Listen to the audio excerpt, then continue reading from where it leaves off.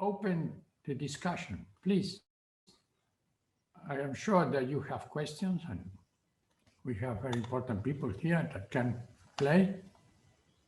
If someone wants to make a question, I have question, but not want to finish to start. Please, Gustavo. One moment. Please, you not use nothing because in the country Yes. can. Okay. Okay. Thank you so much, Marcelo. And thank you to our colleagues for some interesting presentations. I like to mention the topic of indicators and the topics of the topic of the lack of reliable information that we are suffering from the analysis of our current economy. I would like to mention two aspects of this informational poverty in terms of right statistics. One has to do with the informality. Informality is a main source of lack of information, mainly in Latin America. And the origin of this reliable information, in my humble opinion, has to do with two different roots. One has to do with the abundance of wrong regulations. Informality has to do with the abundance of incorrect regulations that throw out the people in the informal sector. And the other main problem of this lack of information and the production of informality has to do with the lack of smart regulations and the absolutely lack of regulations in the area of the criminal economy. The mafias, the organized crime, the tax havens are a main source of problems in our society, but also they are not able to, they are under the radar, and so it's a part of the informal economy that absolutely under the radar in terms of GDPs and in terms of even the right public policy that we have to launch in order to face with this very important problem. And the third source of the lack of information and the lack of correct metrics in order to analyze the current economy has to do with that I coined as the post-container economy. A type of economy that is the digital economy that doesn't have to do with the exchange of material goods. It has to do with the exchange of intangible goods, knowledge, information, even goods that not are a cross-border exchange, but on the contrary has a very important influence in the international trade system. 2/3 of the international trade system is related to the service economy, and the service economy is not correctly measured, and it doesn't have correct measures in order to estimate its influence in the general production of services across the world. Thank you. Thank you.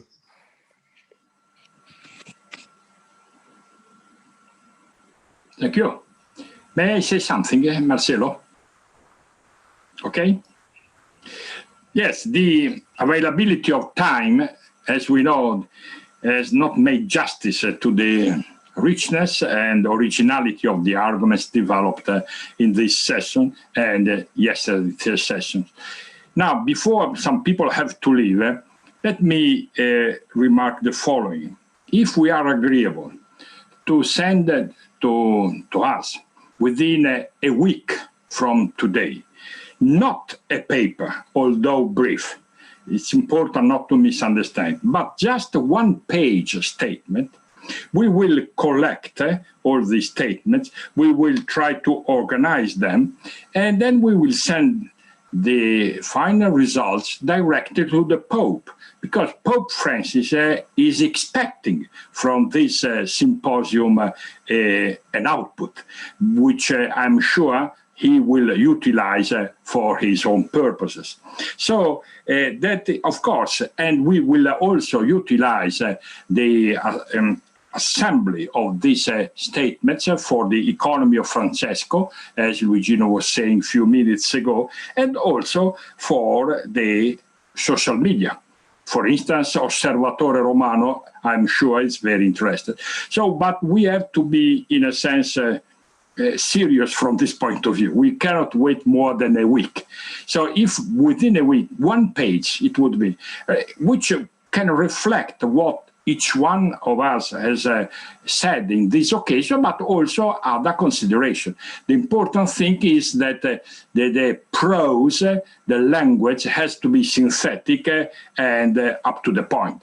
In other words, it should be preferable to have a sort of policy-oriented statement, not because the theoretical consideration are not relevant, of course not, but it is understandable that in a short statement, it is impossible to. So if I can take that as otherwise, you can object to that and say, but it would be a waste of a great opportunity not to assemble all our consideration, and we will try also to make sort of a booklet for future purposes. Thank you very much.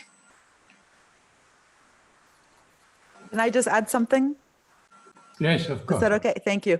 So one thing that I feel that is quite original about this group, just hearing the talks and the conversations yesterday and today, is this link that we're making, all of us in our different ways, because we're coming to it also from different lenses, between theory and practice. You know, a lot of the bad policies and bad practice we see out there actually being informed by problematic theory and vice versa. There's sort of a performativity, no? I mean, how we actually understand the performance of a system then affects what actually happens in that system, and that comes back to how we theorize about it. So I think being really clear, maybe in these statements that we all write about that link, I think that'll make us have a lot more impact, you know, both obviously with the Pope, but also in terms of all of our networks and the stakeholders that we ourselves are interacting with, trying to influence. Because otherwise you often have this dichotomy, you know, there's the people working on policy there, and then there's the theoreticians there. And I think all of us are working on both sides, but the more we can be really explicit and succinct about what that interaction is. For example, yesterday, one of the things I focused on was the problematic way to consider policy is just fixing a market failure versus actively co-creating and co-shaping a market. That is a link between the policy and the theory. And we can give examples of why then we, you know, will not get a green transition just by bandaging up a system, but we should be explicit on the theoretical bottleneck as well. Thank you very much. So other people want to have questions, or someone want to have some reply about the question put in the table?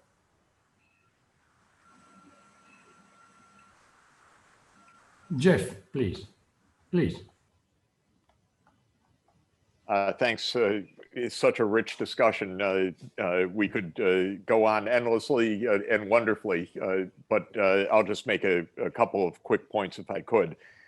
One is economics has two very distinct traditions and modes of use. One is, and they were identified, economics as ethics and economics as engineering. And economics of ethics is the long consideration that goes back at least to Plato and Aristotle. Economics as engineering is more the last couple of hundred years in the Western tradition. And we should be very clear about these differences. Economics as ethics is mainly about understanding the telos of well-being. Economics of as engineering is mainly, as was noted, about wealth.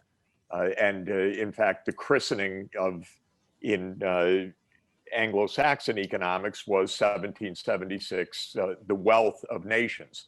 And wealth was taken to be a good shorthand for well-being. And it's not a terrible shorthand if you're in poverty, by the way. Increases of wealth from poverty are really substantial improvements of well-being. But for all the reasons we've been saying, it is not the same thing as well-being by any long stretch. So I think we should be clear that in what we would call the predominant, and it's largely an Anglo-Saxon tradition of the last 200 years, we divorced the economics of ethics or the ethics of economics from the engineering aspects. Now, the engineering side of economics has a lot to say, and there's a lot of naivete about it, but it's a very sophisticated subject. And one of the most important lessons of the engineering of economics is markets are good for certain things and they're not good for other things. This is one of the most fundamental principles worked out carefully over the last 200 years. So not everything is making a market, fitting in a market, correcting a market. Some things just are not about markets. Markets don't work for certain kinds of things. And good economic engineering is very helpful. We call it public economics in mainstream economics, but it's a very helpful discipline that says, go with markets here, correct markets here, don't even think about markets here. And I think we should just keep that in touch because we're so used to trying to fix markets, but sometimes it has nothing to do with markets. Sometimes it has to do with humanity, each having their dignity respected or their needs fulfilled in a particular way. And I think in that regard, one of the core lessons of the last 200 years is that the household's access to goods and services must not depend mainly on the household's earnings in the marketplace. This is the big mistake. In other words, things like education and health and environmental safety should not depend at all on the household's income. This is how normal, decent societies do it. And when instead the household's access to key vital services for dignity, what I would say are economic rights, depend on earnings of that household in the marketplace, things are woefully awry. That's the American mentality. You eat what you earn, and you live by what you earn. And a social democracy has a completely different view. You have access because you're a human being. And so I think from just the engineering point of view, we should understand there is a lot of rich things that could be said, but none of it will work without the ethical foundations, because the basic idea has to be at some level, why are we doing this? That's a teleological question, not an engineering question. And without the more fundamental view of human dignity, human well-being, eudaimonia, blessedness, makarios, whatever your view, you cannot make engineering work. Engineering is techne. It is not an end. It is a means. And so we need to be very clear on that.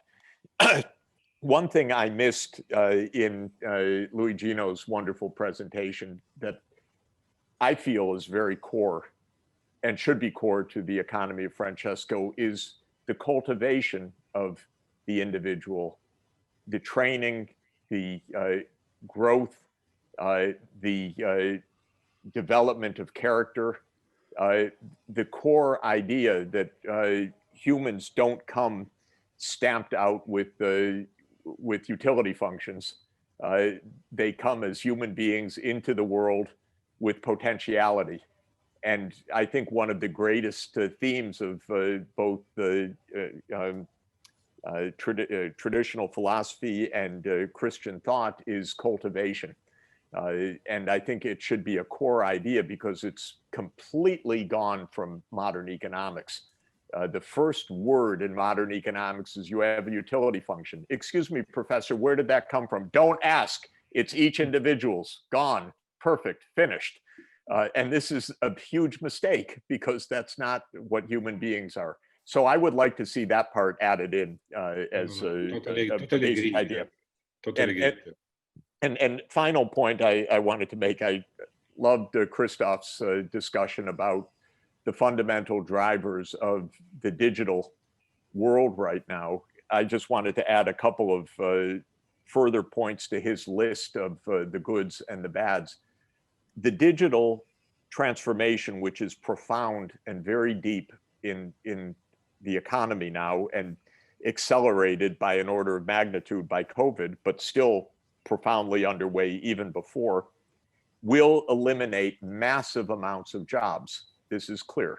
The effect on the labor market is as profound as was the steam engine or other fundamental technologies. That's a nature of technology. But we need a better thinking about work, even than our discussion. The goal is not, I believe, work per se, except if we define it carefully. It is about the valued human use of our time.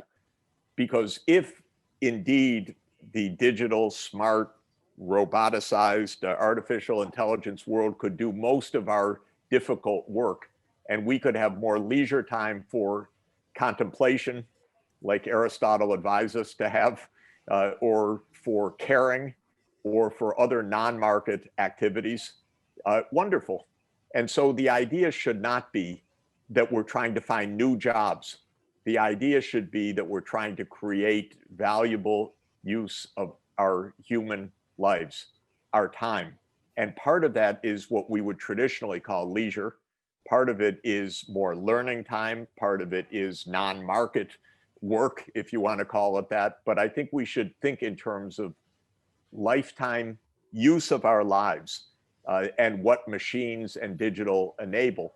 But the hard part of this, and sorry to go on, is that the impact is so unbelievably unequal that for people like us in a thinking world, the digital frees up enormous opportunities.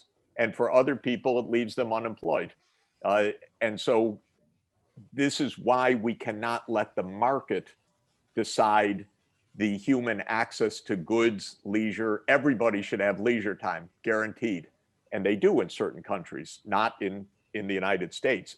Everybody should have access to things, whether they're earning market income or not. Or caring could be paid for by the state because it won't be paid for in the same way by the market. And that's just an engineering problem, how to give value and dignity to a valued use of time through a good economics engineering approach. And then the final point I wanted to mention on digital is I feel we don't know psychologically and philosophically what it's doing to us in that we are now virtual avatars in our world. We see each other on screens, we think on screens, and this may be dehumanizing in other profound ways that we should better understand, even though it allows us to be at a lot more conferences and a lot more connectivity. What does it mean for the true humanness? I'm not sure of that, but I'd like to put that on the agenda also. Okay, thank you. Thank you. Luigino, do you want to say something? Very brief, please. Very quickly. Just thank you to Jeff. Just one issue in the first part of what Jeff said about the market cannot do anything. I think one of one problem of today ideology is that is to try to convince us that the market can do anything. It's the extension of the market over everything. I think that is clear for us, but I think the tendency is to extend market to policy, to school, to health, to everything. as a sort of the new ideology of our time. That is, I think, the problem to argue that market can do probably something, but not everything. Thank you.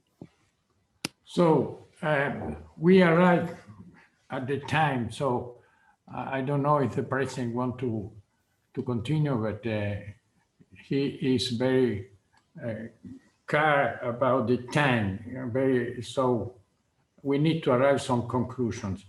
I want to repeat the things that say Stefano, that we need your very brief synthesis about your contribution, so we can organize a very nice final statement if we have this. And of course, Jeff, you are a specialist to do this. If you want to prepare some final statement, I think that this could be the basis of the conclusion.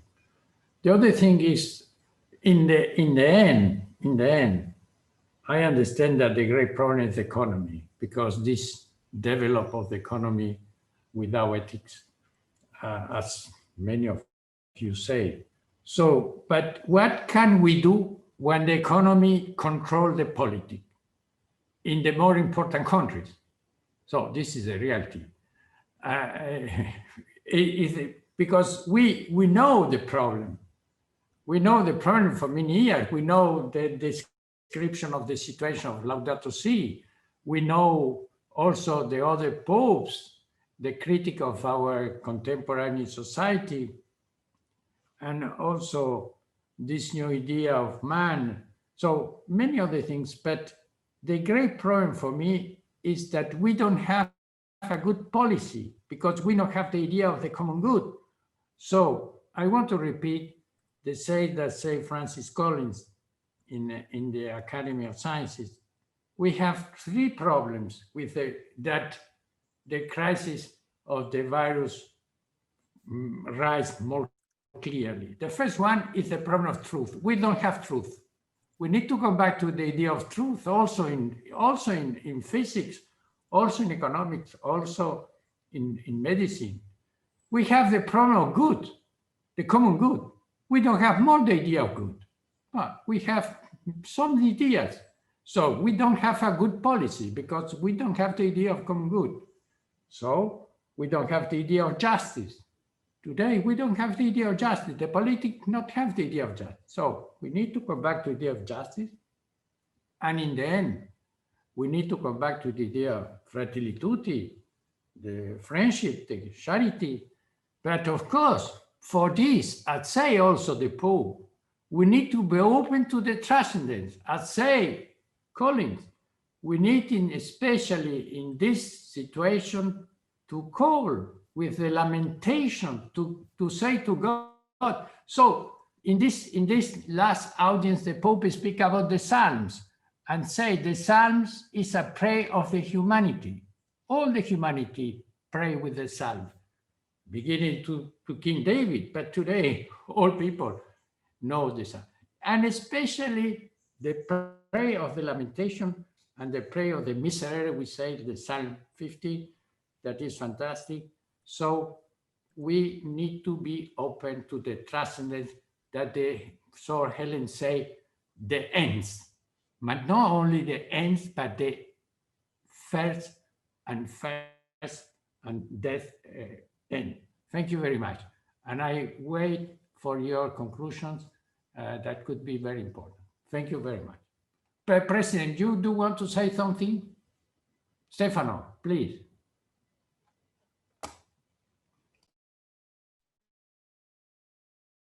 You're on mute.